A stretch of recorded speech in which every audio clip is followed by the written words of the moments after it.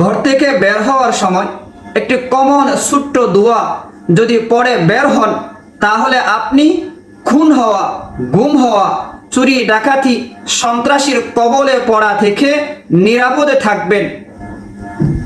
আবু দাউদ শরীফে বর্ণিত সহিহ হাদিস আন আনাস ইবনে মালিক রাদিয়াল্লাহু আনহু আন্না নবী সাল্লাল্লাহু আলাইহি ওয়াসাল্লাম قال إذا خرج الرجل من بيته فقال بسم الله توكلت على الله لا حول ولا قوة إلا بالله قال يقال حينئذ هديت وكفيت ووقيت। এই হাদিস বর্ণনাকারী আনাস ইবনে মালিক রাদিয়াল্লাহু আনহু তিনি বলেন, নবীজি সাল্লাল্লাহু আলাইহি ওয়াসাল্লাম ইরশাদ করেন, মানুষ ঘর থেকে বের হওয়ার সময় যদি এই দোয়া পড়ে, বিসমিল্লাহি তাওয়াক্কালতু আলাল্লাহ লা হাওলা ওয়ালা কুওয়াতা ইল্লা বিল্লাহ, এটার অর্থটা একটু বুঝে নেন। বিসমিল্লাহ এর অর্থ সবাই জানেন, আল্লাহর নামে আরম্ভ করলাম। তাওয়াক্কালতু আলাল্লাহ মানে আল্লাহর উপর তাওয়াক্কুল, ভরসা করলাম।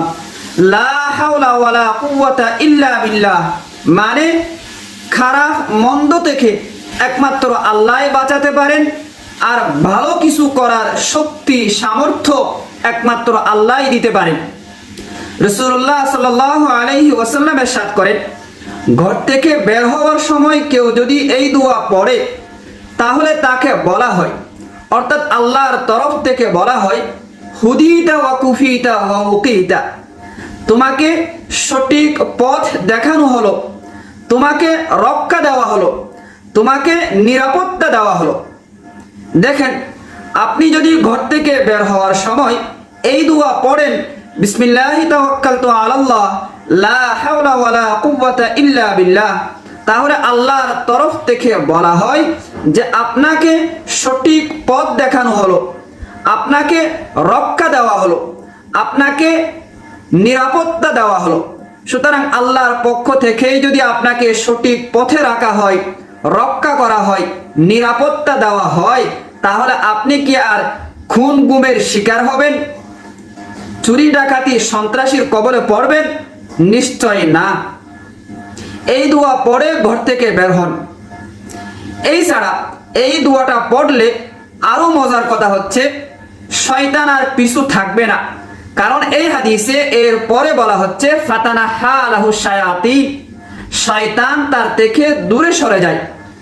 ফায়াকুলু লাহু শাইতানুন আখর, এক শয়তান আরেক শয়তানকে বলে, কাইফা লাকা বিরাজুলিন কদ হুদিয়া ওয়া কুফিয়া ওয়া উকিয়া, এই লোকটাকে তুমি কি করতে পারবা যাকে সঠিক পথ দেখানো হলো, যাকে রক্ষা দেওয়া হলো এবং নিরাপত্তা দেওয়া হলো। এই লোকটা দিয়ে আর শয়তানের কোনো কাম নাই, এই জন্য শয়তানও দূরে সরে যায়। অতএব দর্শক, ঘর থেকে বের হওয়ার সময় মনে করে এই দোয়া পড়বেন।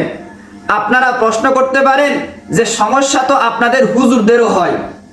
ঠিক আছে, হুজুররাও তো মানুষ, আমাদের সমস্যা হয় না এটা বলছি না, তবে সব দোয়া পড়ার কথা আমাদের কি সবসময় মনে থাকে? যাই হোক, হাদিস সত্য, দোয়াটা পড়লে আপনি নিরাপত্তা পাবেন, এটা সত্য। আসসালামু আলাইকুম ওয়া রাহমাতুল্লাহি ওয়া বারাকাতুহু।